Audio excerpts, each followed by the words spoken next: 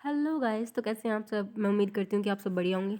तो चलिए एक नई टॉपिक के साथ मैं आपके पास आ चुकी हूँ। तो चलिए बात करते हैं कि विदाउट नेट किए या फिर बिना आपके पास कोई जेआरएफ की डिग्री के भी आप किस तरीके से पीएचडी एंट्रेंस को क्लियर कर सकते हैं। तो गाइस ये जो लेक्चर है वो स्पेशली उन स्टूडेंट्स के लिए है जो कि अभी पीएचडी में एनरोल करना चाह रहे हैं बट उनके पास कोई स्पेसिफिक डिग्री नहीं है।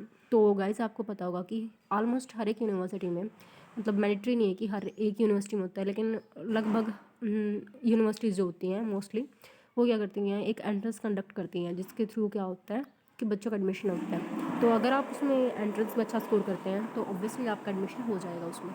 उसके बाद एक इंटरव्यू का प्रोसीजर होता है। इंटरव्यू आपकी बेसिक नॉलेज को चेक करने के लिए होता है गाइस। तो अगर आपने सिलेबस अच्छे से कवर किया तो ऑब्वियसली आप इंटरव्यू भी ईजिली क्रैक कर सकते हैं। तो चलिए बात करते हैं कि हम जो मेन एंट्रेंस है वो किस तरीके से क्लियर कर सकते हैं। तो जब सबसे पहले बात करते हैं ना गाइस, तो वो है how to clear the PhD entrance. तो उसमें सबसे पहला जो पॉइंट है वो है एनालिसिस ऑफ द सिलेबस। तो गाइस हमें सिलेबस को एनालाइज करना बहुत ज़रूरी है इस चीज़ में।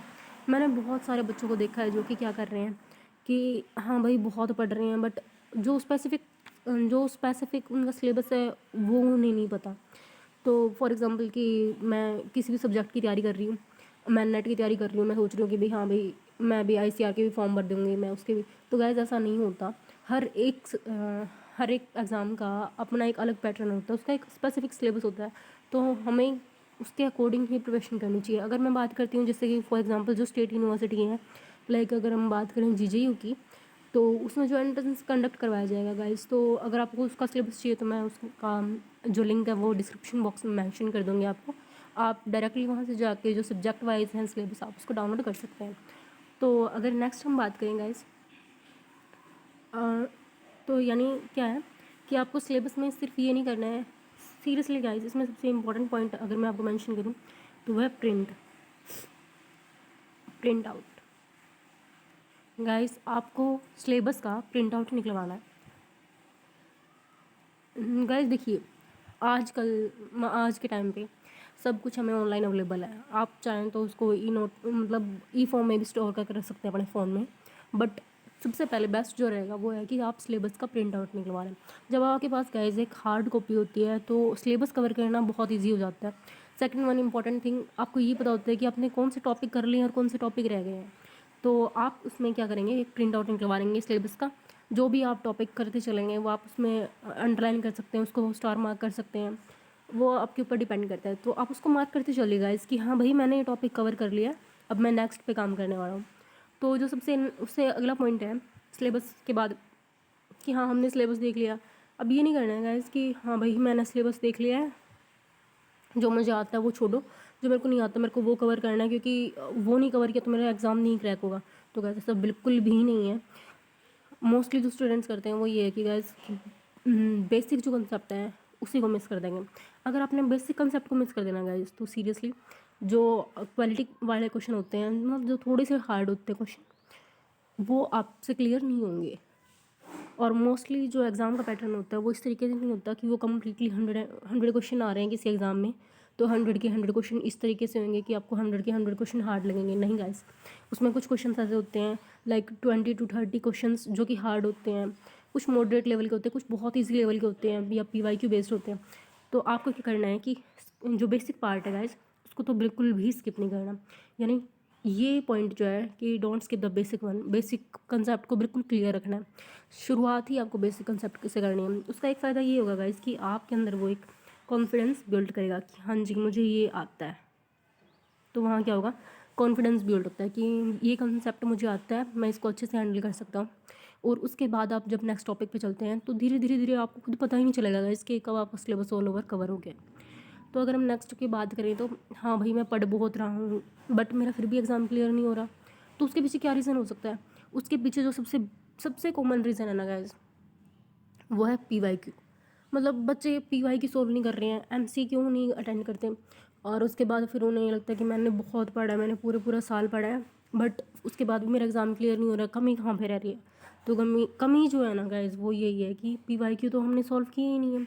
विदाउट PYQ सॉल्व किए आप एग्ज़ाम क्रैक नहीं क्लियर मतलब एग्ज़ाम क्लियर नहीं कर पाएंगे गाइज। तो एग्ज़ाम क्लियर करने के लिए सबसे इम्पोर्टेंट है वह है PYQ। अगर आप कोई भी एग्ज़ाम ले रहे हैं, आपने टारगेट बना लिया कि हाँ जी मुझे ये एग्ज़ाम क्लियर करना है, तो उसके लिए जो सबसे सबसे पहला स्टेप आपको करना चाहिए वो है कि सिलेबस निकलवाया, PYQ निकला, PYQ उसके सारे के सारे, मतलब एटलीस्ट आपको 10 ईयर्स के, जो पिछले 10 ईयर्स के PYQ हैं वो आपको डाउनलोड करने हैं, 10 ईयर के PYQ। और वो भी इस तरीके से नहीं कि हाँ भाई मैंने डाउनलोड कर लिया, अब मुझे कुछ पढ़ ही नहीं रखा तो मैं सिलेबस मतलब PYQ किस तरीके से अटेंड करूँगा या करूँगी। तो गाइस उसके लिए आपको बिल्कुल भी टेंशन नहीं लेनी। सबसे पहले बेसिक से स्टार्ट कीजिए, बेसिक के बाद थोड़ा सा लेवल को इम्प्रूव कीजिए। और साथ ही देखिए कि PYQ में मतलब पहले वाले क्वेश्चन में पूछा क्या गया है, एग्ज़ाम मुझसे क्या चाह रहा है। इंपॉर्टेंट ये है कि एग्ज़ाम मुझसे क्या चाह रहा है और मैं क्या कर रहा हूँ।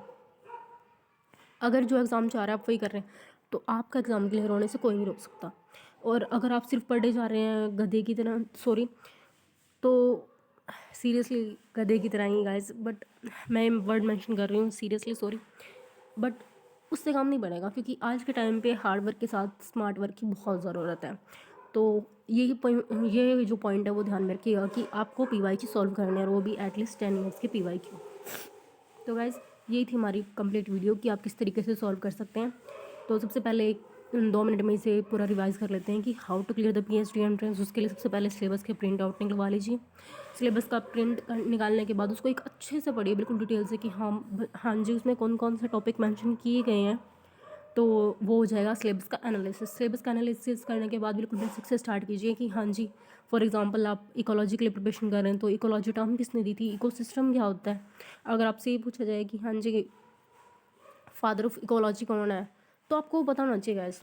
तो बिल्कुल बेसिक से स्टार्ट कीजिए, धीरे धीरे अपना लेवल आप इम्प्रूव कीजिए। और उसके बाद मतलब एटलीस्ट गाइस एग्ज़ाम क्लियर होना ही इंपॉर्टेंट नहीं होता, आपकी नॉलेज सबसे इम्पॉर्टेंट होती है। क्योंकि एग्ज़ाम क्लियर करने के बाद भी अगर आप कल को प्रोफेसर बनते हैं, असिस्टेंट प्रोफेसर की जॉब के लिए अप्लाई कर रहे हैं, तो ऐसा आप बच्चों को क्या पढ़ाएंगे जब आपको सिर्फ आपने रट्टा ही मार रखा है, आपको नॉलेज नहीं है उस चीज़ की। तो गाइस नॉलेज लेना इम्पॉर्टेंट है, तो हो सके तो नॉलेज कलेक्ट कीजिए, ना कि मार्क्स। तो जो थर्ड स्टेप था वो है PYQ। तो मैक्सिमम ट्राई कीजिए कि PYQ maximum to maximum solve करें, और वो भी उन्हें एनालिसिस के थ्रू गाइस, कि हाँ जी ये PYQ है, अगर इसका ये क्वेश्चन है, जैसे फॉर एग्जांपल कोई क्वेश्चन उठा लिया तो अगर इसका ये आंसर है तो यही क्यों है, और बाकी के ऑप्शन जो दे रखे हैं उनका मीनिंग क्या है।